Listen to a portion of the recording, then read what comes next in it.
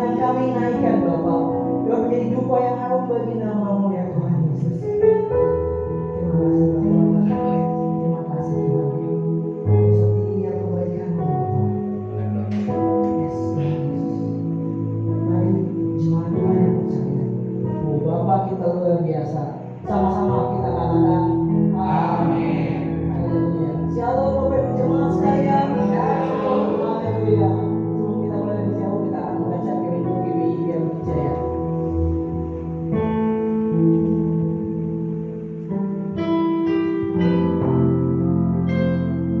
Mari sama-sama kita akan membacakan Kredo Gereja Betel Indonesia Gereja Bukit Jaya. 1, 2, 3. Kami percaya dalam mengucap syukur ada kuasa Allah yang dinyatakan dalam hidup kami. Kami mau mengucap syukur dalam segala hal dengan sikap ramah, penuh sukacita dan damai sejahtera. Kami percaya Yesus Kristus adalah Tuhan yang menjadikan kami anak Allah sesuai janjinya. Kami akan menyatakan sikap sebagai anak Allah dengan hidup pada tempat-tempat yang berkenan dan sesuai firman Tuhan sebagai wujud hidup kami yang rapi. Kami percaya Yesus Kristus Allah kami yang kudus, maka kami anak-anaknya harus hidup kudus, menjauhi dosa sebagai wujud hidup bersih. Kami percaya Allah Bapa telah memberikan talenta atau karunia pada kami sesuai kehendaknya yang harus kami kerjakan dan kembangkan bagi kemuliaan Allah sebagai wujud kami hidup rajin. Kami berjanji akan melaksanakan hukum pertama dan kedua.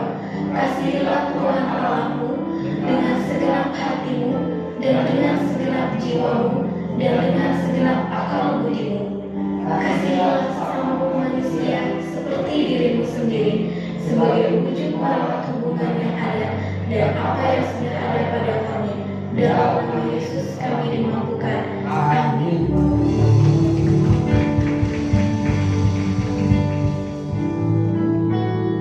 Kita percaya bahwa Tuhan kita adalah Bapa yang terbaik. Amin. Amin.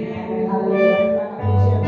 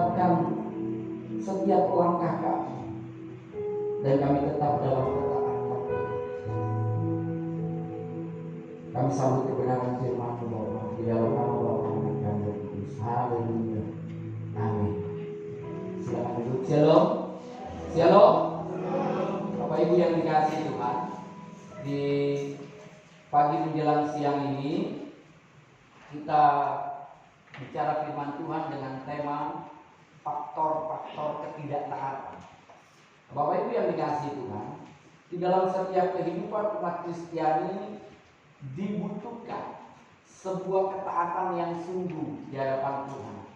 Karena kita tahu kebenaran firman Tuhan sendiri menyatakan kalau kita mengasihi Tuhan kita harus taat. Bukti kita mengasihi Tuhan adalah ketaatan.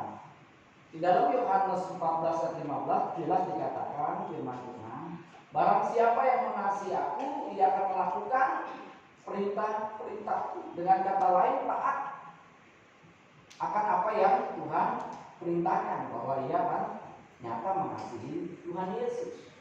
Nah, Bapak Ibu yang dikasihi Tuhan, kita juga sadar sebagai umat Tuhan, ketaatan itu membawa kepada berkat dan kesukacitaan buat kita semua.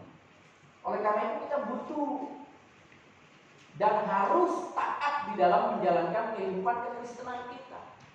Memang tidak mudah di dalam kita mengarungi hidup ini untuk tetap setia, tetap taat dengan apa yang Tuhan ajar. Oleh karena itu perlu kita perjuangkan dengan tekad yang sungguh, bahwa kita benar-benar mau mengikat janji setia di hadapan Tuhan. Bapak Ibu yang dikasihi Tuhan, karena kita ini sebagai umat perjanjian, ya. Oleh karena itu kita sebagai umat yang sudah terikat dengan janji-janji. Kita berjanji dengan Tuhan bahwa kita akan mengikuti Dia.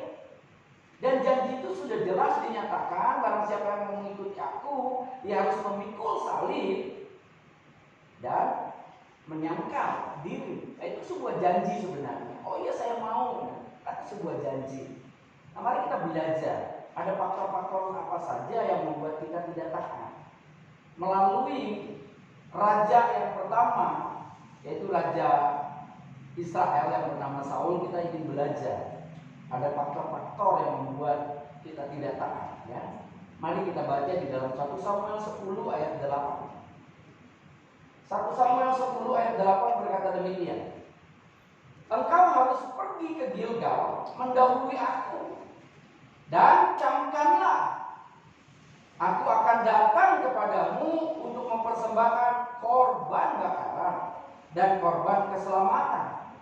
Engkau harus menunggu 7 hari lamanya, sampai aku datang kepadamu dan memberitahukan kepadamu apa yang harus kau lakukan. Bapak Ibu yang dikasihi Tuhan, ayat ini adalah sebuah penggalan ketika Saul diangkat menjadi raja.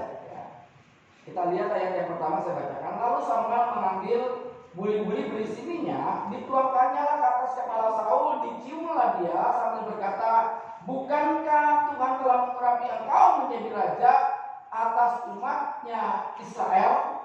Engkau akan memegang tampuk pemerintahan atas umat Tuhan, dan engkau akan menyelamatkannya dari tangan musuh-musuh di sekitarnya. Inilah tanda bagimu bahwa Tuhan telah mengurapi engkau menjadi raja atas miliknya sendiri. Nah, dalam sebuah peristiwa pengurapan itu baru ada sebuah dialog perjanjian. Apa itu? Perjanjian yang tadi baru kita baca. Perjanjian apa?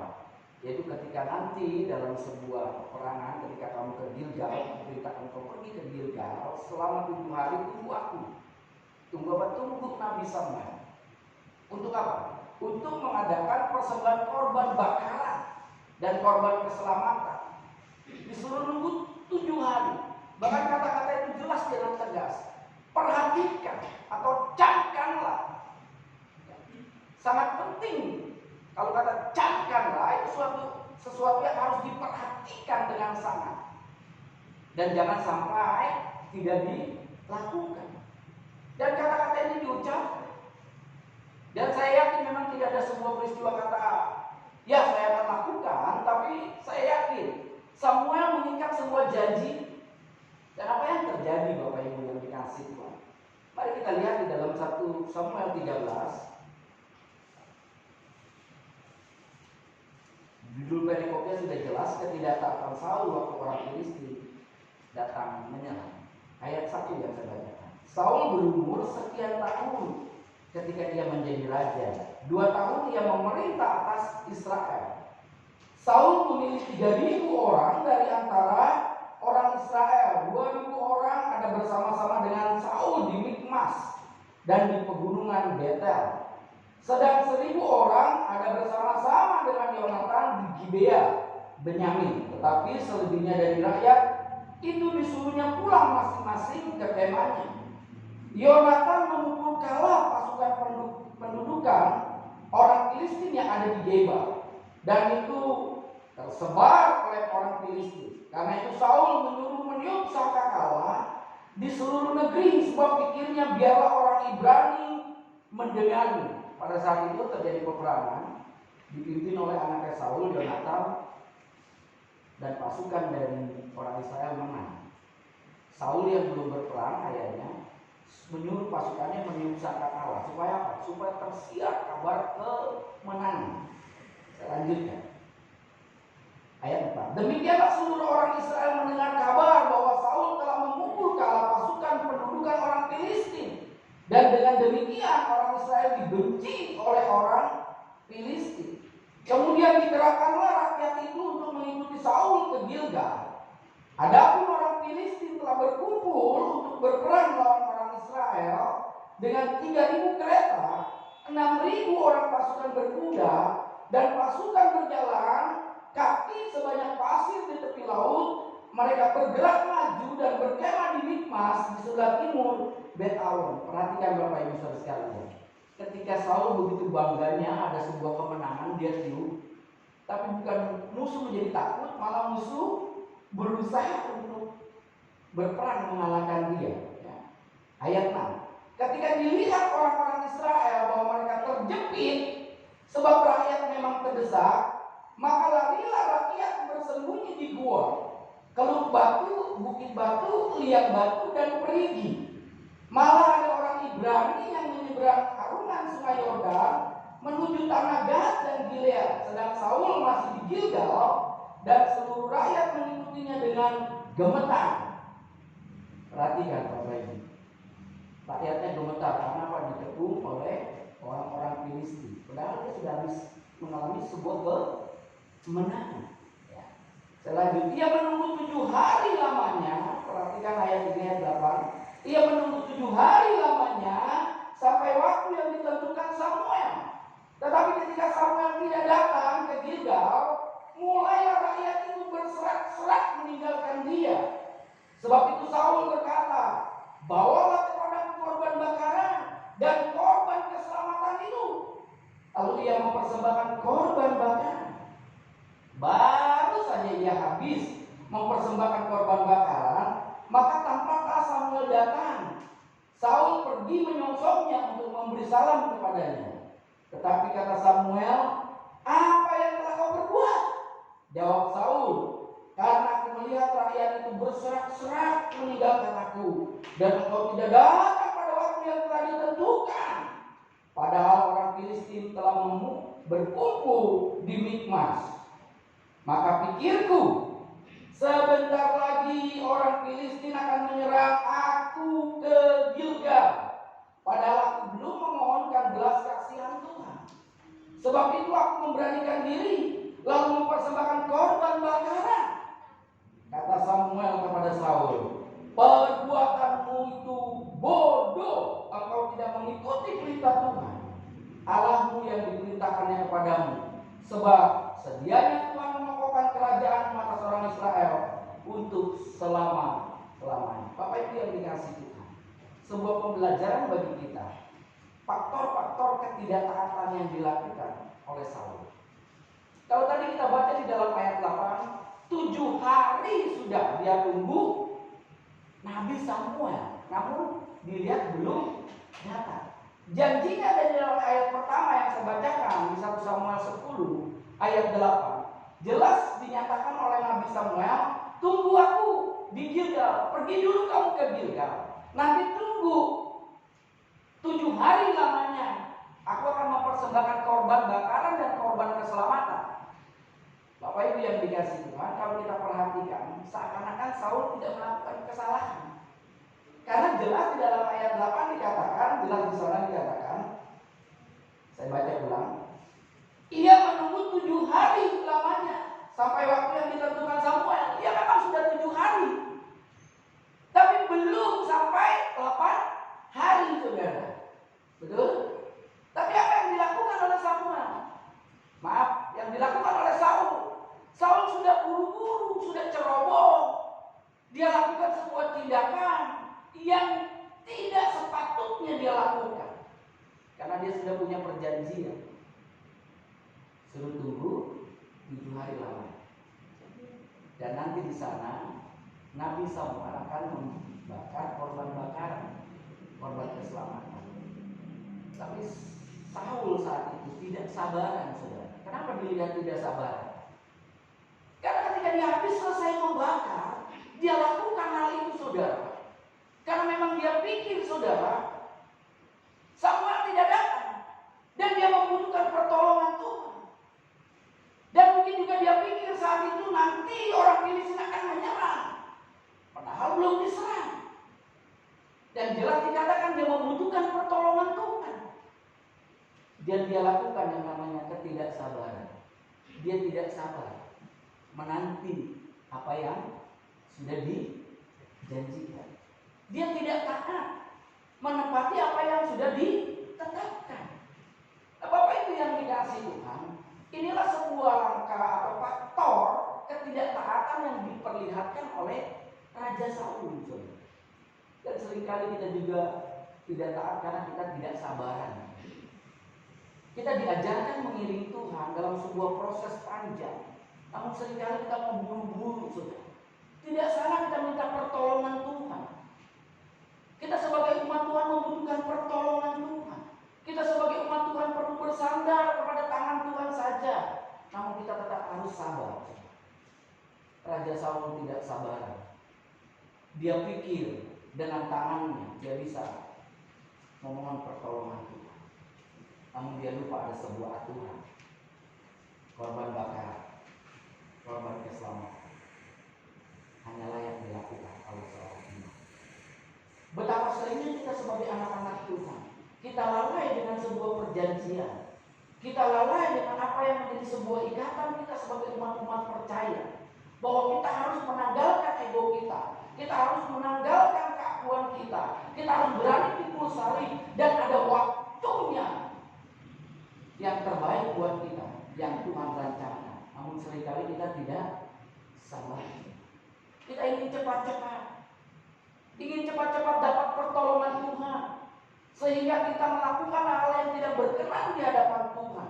Dan kita tidak taat di hadapan Tuhan. Nah, Bapak Ibu yang dikasihi Tuhan, mari kita belajar untuk kita tetap dalam kesabaran menanti apa yang Tuhan janjikan. Bapak Ibu yang dikasihi Tuhan, sabar itu bukan sikap pasif menunggu sesuatu, tapi sikap sabar itu adalah sikap aktif di hadapan Tuhan, bahwa kita tekun memegang janji dan berkomitmen terhadap apa yang sudah kita nyatakan di hadapan Tuhan. Untuk apa? Demi mencapai apa yang Tuhan janjikan. Bapak Ibu yang dikasihi Tuhan, dalam setiap kehidupan kita punya proses. Makanya Alkitab mengajarkan kita agar kita mampu sabar seperti seorang petani. Mari kita baca di dalam Yakobus 5 ayat 7.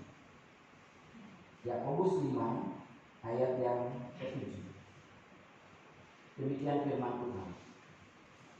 Saudara-saudara, bersabarlah sampai kepada kedatangan Tuhan.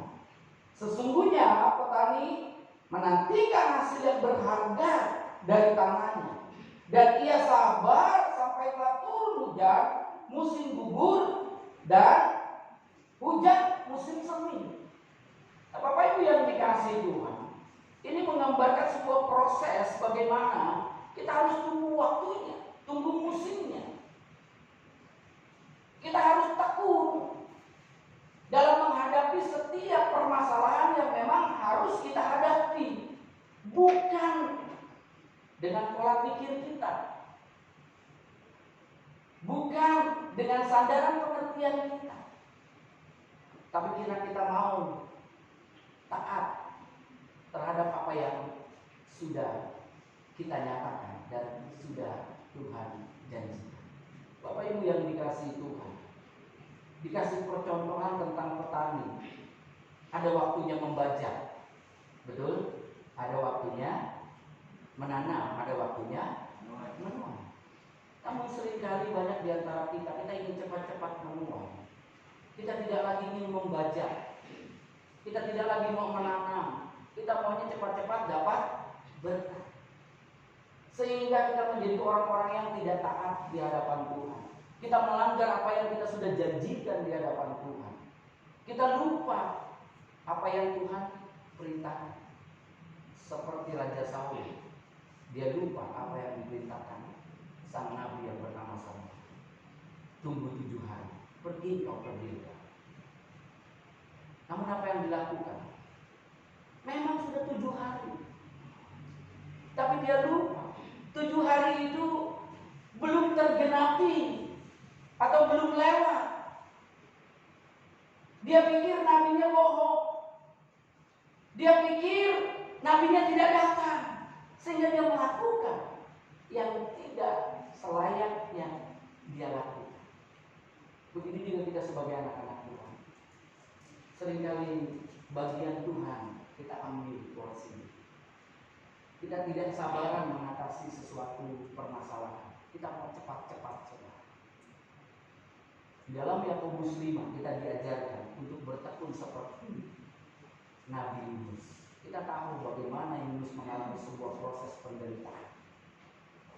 Kita tahu cerita kisah Nabi Yunus mengalami sebuah sengsara, sakit penyakit, tapi dia tetap belajar taat, belajar setia untuk menantikan apa yang Tuhan janjikan. Amin.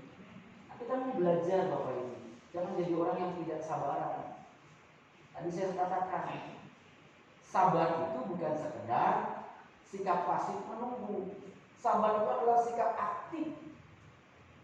Aktif, tekun, berkomitmen terhadap apa yang sudah kita janjikan, demi menerima janji itu sendiri. Jangan kita abaikan. Kita Kita sebagai anak-anak Tuhan, anak-anak perjanjian, kita harus sadar kita sudah mengikat janji. Ketika Anda dibaptis, ketika Anda menerima Tuhan Yesus, bukankah Anda berkata, aku mau percaya. Dengan kata lain, aku mau setia, aku akan mau taat. Mari kita belajar taat di hadapan Tuhan, yaitu dengan bukti bahwa kita sama mau mengikuti proses yang ada. Nah, Bapak Ibu yang dikasihi Tuhan, jangan sampai kita menjadi seperti Saul, sehingga kita tidak lagi berkenan di hadapan Tuhan. Karena dampak dari ketidaktaatan, hilangnya perkenanan Tuhan di hadapan orang yang tidak taat. Saya bacakan di dalam ayat yang ke-14 di dalam 1 Samuel 13 ayat yang ke-14. Demikian firman-Nya. Tetapi sekarang kerajaanmu tidak akan tetap. Tuhan telah memilih seorang yang berkenan di hatinya, dan Tuhan telah menunjuk dia menjadi raja atas umatnya. Karena kau tidak mengikuti apa yang diperintahkan Tuhan kepadamu. Sungguh tragis, saudara. Ketika kita tidak taat di hadapan Tuhan, kita tidak lagi berkenan di hadapan Tuhan. Kalau Bapak Ibu nanti baca di rumah, di dalam 1 Samuel 8, 9, dan 10, ketika bagaimana rakyat Israel meminta seorang raja, dan Nabi Samuel memilihnya, dan dia menyatakan betapa berkenannya Saul. Saul dipenuhi roh Allah, dan dia bisa mendapatkan karunia-karunia Nabi. Dan apa yang terjadi, saudara, ketika dia tidak taat? Kerajaannya tergoyahkan, kerajaannya tidak tetap selama-lamanya. Dia tidak dikenal oleh Tuhan. Saya yakin Bapak Ibu semua yang di tempat ini mau berkenan di hadapan Tuhan. Amin. Kita mau orang-orang yang berkenan di hadapan Tuhan. Kalau orang-orang yang berkenan di hadapan Tuhan, orang yang disayangi, orang yang dicintai, apa yang kita inginkan pasti Tuhan nyatakan, Tuhan tolong, Tuhan sertai. Namun ketika kita tidak taat, perkenanan itu hilang dari kehidupan kita. Oleh karena itu mari kita belajar sabar. Sikap proaktif ini harus ada dalam diri kita. Kita mau takut, berkomitmen memegang apa yang sudah kita janjikan. Berani menghadapi setiap permasalahan, menunggu waktunya Tuhan. Jangan mau cepat-cepat Bapak Ibu Saudara sekalian. Seperti Saul, maunya cepat-cepat, sehingga dia melakukan kekeliruan. Yang kedua yang dilakukan oleh Saul, faktor dari ketidaktaatannya adalah karena ketakutan. Bapak Ibu yang dikasihi Tuhan, Saul saat itu takut sekali. Kenapa takut, saudara? Dia pikir pasukan Filistin begitu banyak. Bukankah dia sudah mengalami kemenangan? Bukankah anaknya Yonatan yang memimpin pasukan lain sudah mendapatkan kemenangan? Namun kenapa pada saat itu, saudara, dia memiliki sebuah ketakutan? Mari saya bacakan ulang lagi di dalam 1 Samuel 13, di mana dia perlihatkan ketakutannya yang sangat, saudara. Karena dia melihat sebuah keadaan, sebuah kenyataan. Dia perlihatkan dengan jawaban-jawaban dari apa yang dia sampaikan kepada Nabi Samuel. Ya, Saul berkata begini, perhatikan, ketika Nabi Samuel berkata begini, kata Samuel pada Saul, perbuatanmu itu bodoh, engkau tidak mengikuti perintah Tuhan Allahmu yang diperintahkannya kepadamu, sebab sedianya Tuhan memokokkan kerajaanmu atas orang-orang Israel untuk selama-lamanya. Dikatakan bodoh. Apa di sini jawaban-jawabannya? Kita perhatikan di dalam ayat yang ke-11 dan 12. Tetapi kata Samuel, apa yang telah kau perbuat? Jawab Saul, karena aku melihat rakyat itu berserak-serak meninggalkan aku, dan engkau tidak datang pada waktu yang telah ditentukan. Padahal orang Filistin telah berkumpul di Mikmas. Perhatikan. Kenapa? Rakyatnya sudah berserak, pasukannya sudah berserah. Dia lupa akan kekuatan Tuhan. Dia takut menghadapi pasukan Filistin. Padahal dia sudah mengalami sebuah kemenangan. sudah mengalami kepenuhan roh, di mana Tuhan nyatakan kasih karunia-Nya kepadanya. Tapi saat itu dia ketakutan. Saya bacakan ayat yang ke-12. Maka pikirku, orang yang ketakutan seringkali saudara memakai pikirannya, memakai paradigmanya, pakai konsepnya. Dia tidak pakai konsepnya Tuhan, tapi dia pakai konsep dirinya sendiri. Maka dikatakan di dalam ayat ini, ayat ke-12 daripada 1 Samuel 13. Maka dipikir oleh Saul, sebentar lagi orang Filistin itu akan menyerang aku ke Gilgal. Padahal aku belum memohon belas kasihan. Dia pikir Allah tidak menolong. Dia pikir Allah mendiamkan dirinya. Dia pikir juga Samuel membohongi dirinya. Terlebih dia tidak percaya akan kekuasaan Tuhan dan kekuatan Tuhan. Pakainya pikirannya. Bapak Ibu yang dikasih Tuhan, orang-orang yang ketakutan adalah orang-orang yang seringkali bersandar kepada pengertiannya sendiri. Dia tidak bersandar kepada pengertian Tuhan. Saya bacakan di dalam Amsal 3 ayat 5 dan 6 yang berkata demikian. Amsal 3 ayat 5 dan 6. Percayalah kepada Tuhan dengan segenap hatimu dan janganlah bersandar kepada pengertianmu sendiri. Akuilah Dia dalam segala lakumu, maka Ia akan meluruskan jalanmu. Amsal Salomo sudah mengingatkan agar kita tidak bersandar kepada pengertian kita, tapi kita bersandar kepada pengertian Allah saja di dalam segala laku kita. Kalau kita bersandar kepada pengertian Tuhan, perbuatan kita nyata, kita taat dan takut akan Tuhan. Tapi ketika kita bersandar kepada pengertian kita ikuti pola pikir kita akan lari dari apa yang Tuhan ajarkan. Bapak Ibu yang dikasihi Tuhan, mari kita belajar untuk tetap percaya, untuk tetap kita punya keberanian. Nah, Bapak Ibu yang dikasihi Tuhan, ketakutan itu saudara berbeda dengan pengertian keberanian dunia. Seringkali orang berpikir begini, oh kita harus berani. Berani dalam pengertian dunia, yaitu berani berperang, berani dengan memakai pikiran sendiri, melangkah dengan pikiran sendiri, tanpa memahami arti keberanian yang sesungguhnya. Seringkali anak-anak muda takut dikatakan cupu, cupu. Tadi saya sudah katakan apa cupu tadi? Cupu. Penakut, tidak berdaya. Apalagi saudara cupu. Orang yang nggak punya keberanian gitu loh, dikatakan cupu. Sebuah kekeliruan dalam pengertian keberanian. Apalagi anak-anak yang masih SMA. Dibilangnya berani kalau maju terdepan kalau keadaan keributan. Pegang golok katanya berani saudara. Pegang rantai katanya berani saudara.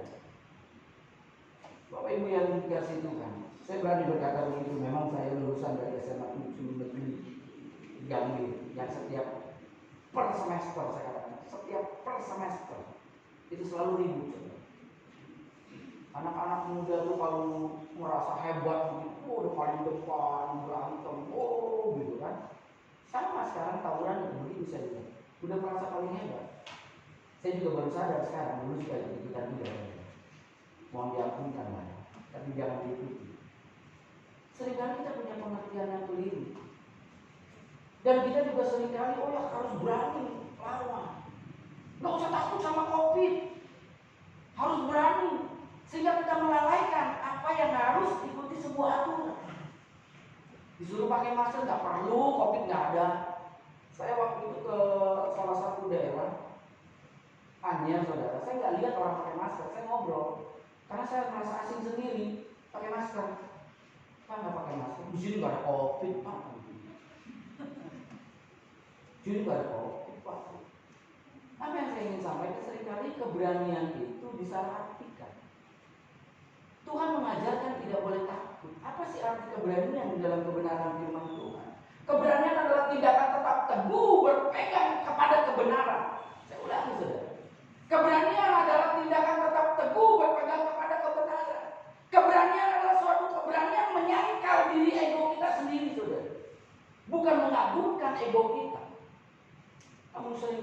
balik. Kita mengagungkan ego kita anggap kita berani, saudara. Kita melanggar kebenaran, kita anggap kita berani, saudara. Sebuah kekeliruan. Apa yang dilakukan Saul? Saul juga demikian. Dia anggap dia berani, saudara. Rakyat saya harus bela. Kalau mereka sudah terserah dan pergi pulang, saya harus ada menang. Betapa egonya kan dia kan?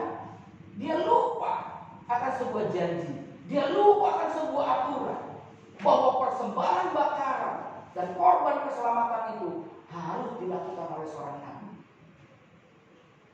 Dia pikir dia bisa melakukan. Dia pikir dia berani, saudara. Ya aku lakukan. Tapi apa yang dinyatakan oleh kebenaran kita?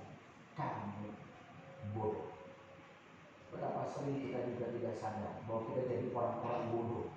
Kita merasa hebat, kita merasa super dalam melakukan sebuah tindakan, padahal kita sedang melakukan kebodohan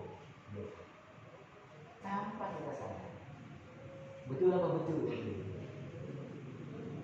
Seringkali kita tanpa sadar kita melakukan kebodohan.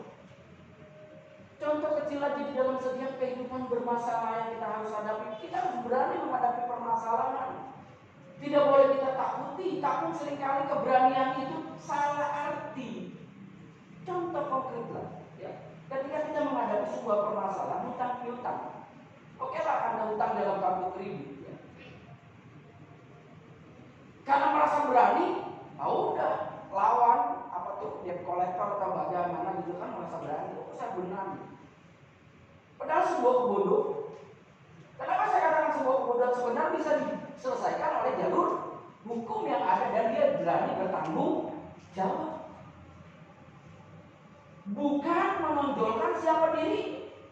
Alkitab pernah menyatakan, saudara, keberanian yang salah dilakukan oleh murid Yesus sendiri yang bernama Petrus, saudara. Ketika Tuhan Yesus saat itu mau ditangkap di Taman Getsemani, muridnya merasa paling hebat dan merasa paling berani. Maka kuping orang ditebas. Betapa sering kita sebagai anak-anak Tuhan merasa paling hebat, merasa paling berani, padahal keliru. Padahal kita melakukan tindakan-tindakan yang bodoh. Contoh kecil tadi saya sampaikan, kita mau melawan sebagainya, kita jalurkan, duduk baik-baik, panggil Pak RT dan sebagainya. Ada orang juga punya utang dengan teman, tidak berani dihadapi, saudara. Karena ketakutannya, dia tutupi dengan pinjam lagi, dengan bunga besar. Sebuah kebodohan. Sehingga apa yang terjadi, saudara? Seperti bola salju. Dia bisa nutup lubang satu, gali lubang, tutup lubang, gali lubang, terus saudara semakin baru Tuhan gitu baru. Mari kita sebagai anak-anak Tuhan memahami arti sebuah keberanian. Kita memang tidak boleh takut, tapi kita harus berani yang benar, yaitu tindakan tetap teguh, berpegang kepada kebenaran firman. Ikuti apa yang Tuhan ajarkan. Tetap taat, tetap setia. Tuhan tidak meninggalkan kita. Amin. Mau tetap setia? Mau tetap taat? Kita sadar Bapak Ibu, ada faktor-faktor yang membuat kita gagal. Seringkali kita ini menjadi manusia yang tidak sabar. Memang jadi orang sabar tidak gampang. Ya toh? Jadi orang sabar tidak gampang. Paling gampang kalau sabar duduk di rumah makan. Ya, ini belaga lupa bayar. Biar teman duluan yang bayarin. Nah, itu paling pintar kita. Ya. Paling kita sabar. Tapi kalau soal makannya enggak sabaran saja. Kenapa? Paling pengen banyak. Tapi mari kita belajar arti sabar kita yang sesungguhnya. Kita berani, berani apa? Menghadapi dengan tekun setiap permasalahan demi sebuah janji.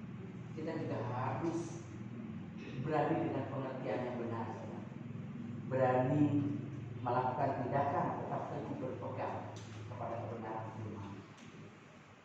Jadi sabar itu juga bukan sikap pasif, bukan diam diri aja nunggu, udah terserah Tuhan. Nah, adalah sikap aktif kita untuk bertindak tekun menghadapi setiap permasalahan demi sebuah janji.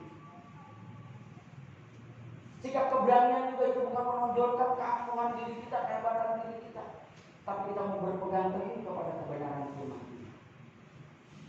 Dan kalau kita taat di hadapan Tuhan, kita selalu berkenan di hadapan Tuhan. Amin. Amin. Mau jadi orang-orang yang berkenan di hadapan Tuhan? Saya yakin kita merindukan jadi orang-orang yang berkenan. Karena orang-orang yang berkenan di hadapan Tuhan, setiap langkah dituntun oleh Tuhan. Dan ujung-ujungnya tujuan kita berhasil. Biarlah nama Tuhan dipermuliakan. Saya cuma seperti itu.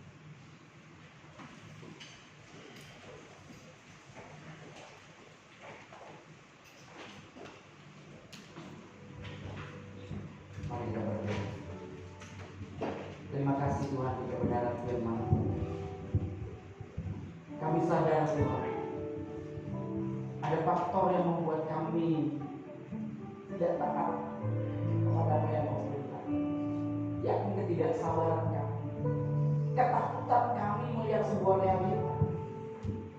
Namun siang hari ini Tuhan, kami belajar untuk bersabar.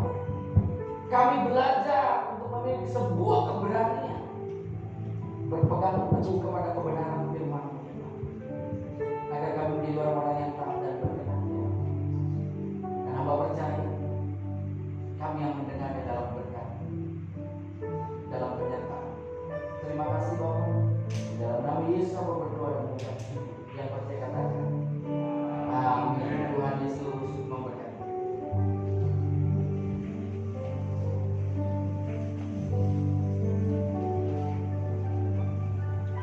Terima kasih Pak Gembala atas kebenaran firman-Nya. Biar firman yang kita dengar dapat kita lakukan dalam kehidupan kita. Sekarang kita akan melihat poskotan dari tim multimedia untuk pelayanan WL yang bertugas untuk minggu depan akan dilayani oleh tim Bapak. Kemudian Asa akan dilayani oleh Bapak. Bisa dilihat jadwal apa yang akan dilakukan untuk minggu depan. Kami juga mengucapkan selamat ulang tahun untuk jemaat Tuhan yang berulang tahun di minggu ini. Biar Tuhan Yesus memberkati. Kami dari ABGBI Wijaya juga mengadakan ibadah sekolah minggu online yang dilakukan pada pukul 4 waktu Indonesia Barat. Kami mengundang Bapak Ibu Jemaat untuk dapat mengantarkan anaknya untuk ikut dalam ibadah sekolah minggu tersebut. Ada juga workshop multimedia. Untuk Bapak Ibu Jemaat yang tertarik mengikuti workshop multimedia bisa menghubungi kontak person yang tercantum pada pengumuman tersebut. Kemudian kami juga menginformasikan perubahan jadwal ibadah pada GBI Wijaya. Ibadah pertama akan dilayani pukul 9 waktu Indonesia Barat, kemudian ibadah kedua akan dilayani pada pukul 11 waktu Indonesia Barat. Berikut adalah sosial media GBI Wijaya. Untuk Bapak Ibu Jemaat yang ingin mengetahui informasi lebih lanjut dan aktivitas GBI Wijaya dapat mengikuti sosial media tersebut. Ada tambahan Pak? Baik, Bapak Ibu, saya undang untuk bantu berdiri, kita akan mengakhiri ibadah kita.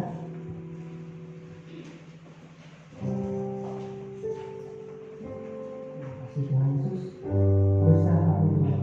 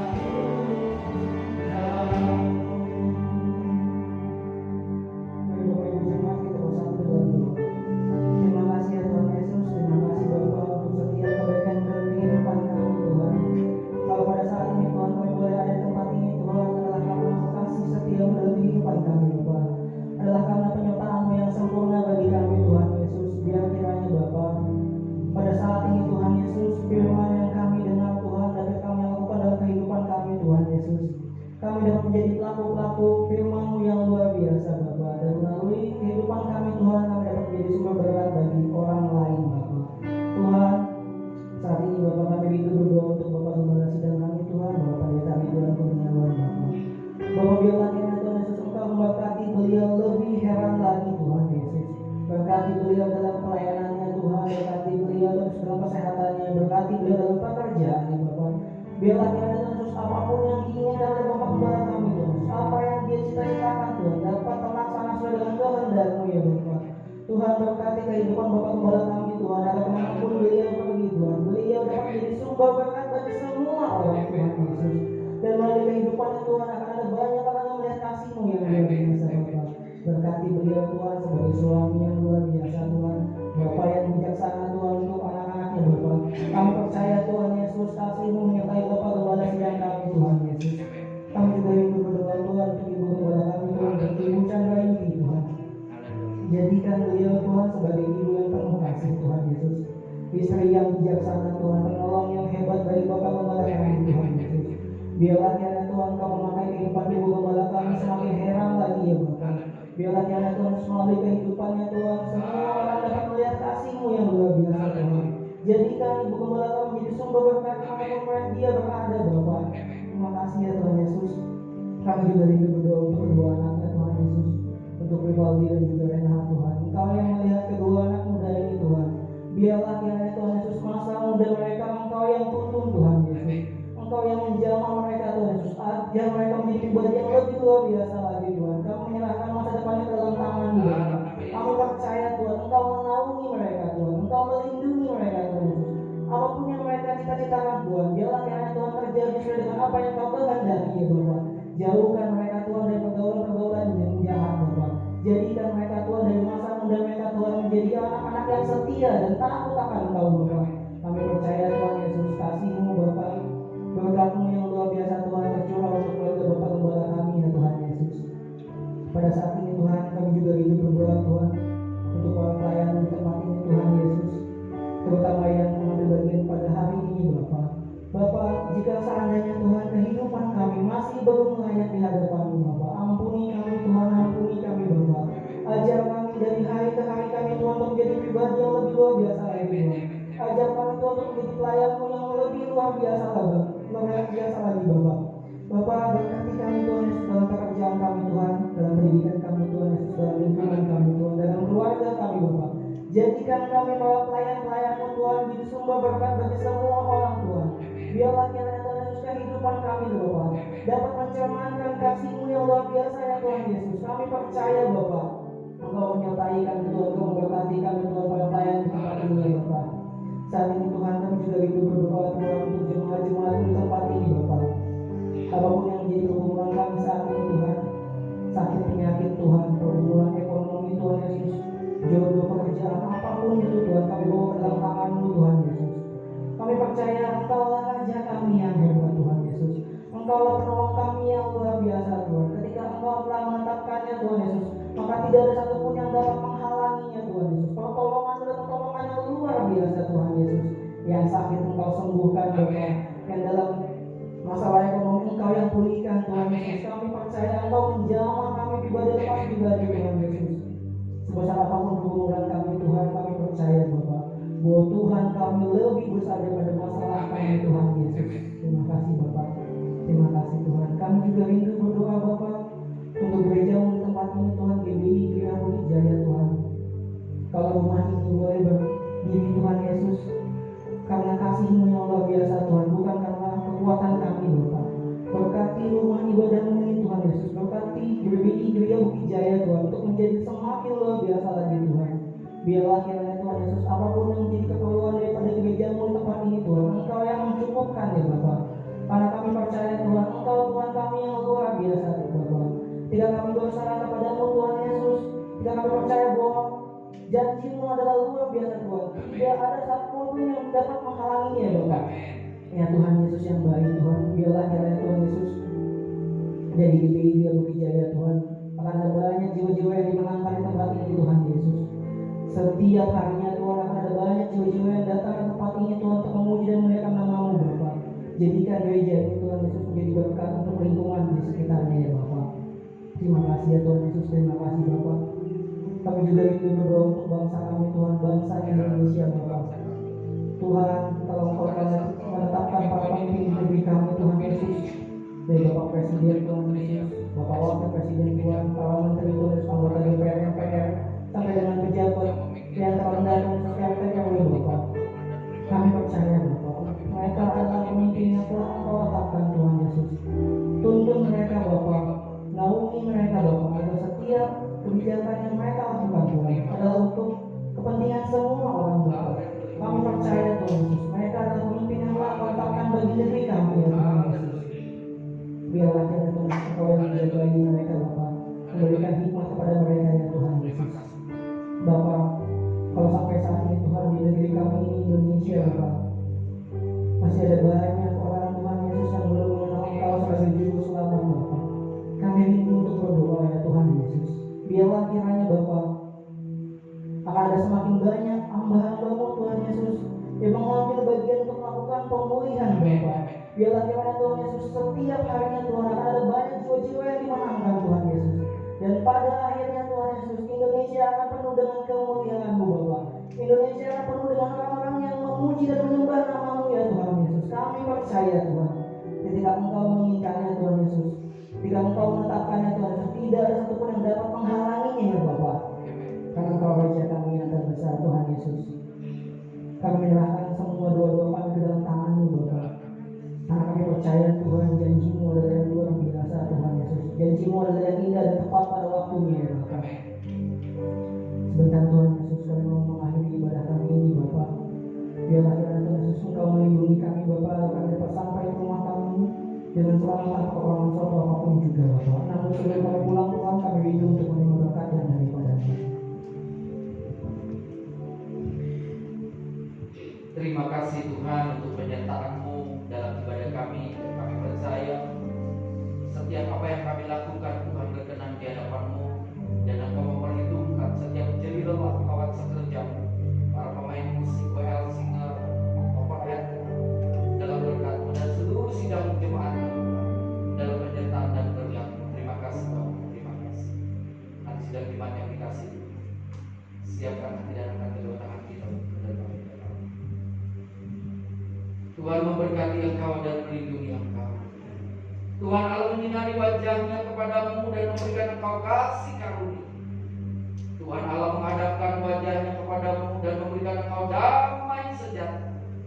Sebab itu pulanglah dan beraktivitas dengan membawa berkat daripada Allah Bapa, cinta kasih daripada Kristus Yesus Tuhan kita, serta persekutuan, pertolongan dan penghiburan daripada Roh Kudus turun atas engkau semua, mulai saat ini sampai selama-lamanya.